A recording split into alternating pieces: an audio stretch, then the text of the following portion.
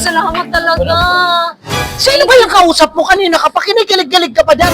Oo nga kaya, sino kaya kinakon sa akin? Isa ka pa, nangingialam ka pa. Halika nga dito. Si Papa kasi to. Dadagdagan niya yung pagpuhunan natin. Ganun ba? Oo. Naggaling. Di ba magtitindahan tayo? Wait, tinan mo. May boot. Halika, magtanong tayo. Tanungin natin. Ay! May tao pala dito. Makagulat naman to. Saan ka ba kasi galing, te?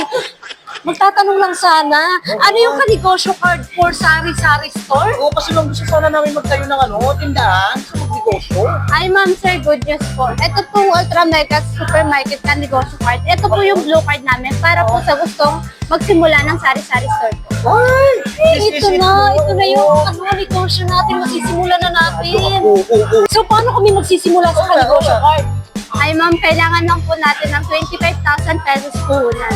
Ito po ang starter package na naglalaman ng mga fast-moving products. Ganyan ng yung mga kape, dilata, asukal, sabon. Yung mga bilis mabenta, yun ba yun? Opo, sir, para po mabilis ang ikot ng puhunan.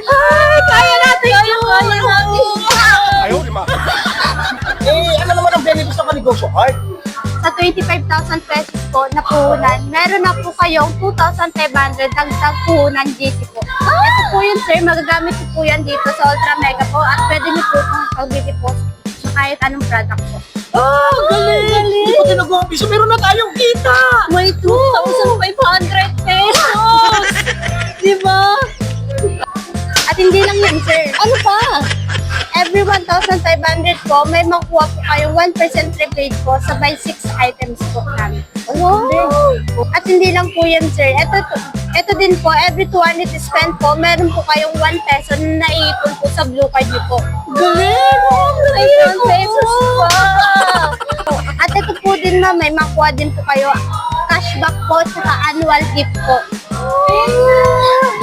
Ito din, sir, exclusive sale events and promo invitation din po. Ay! May invite na tayo rin! Ay! Totoo yun!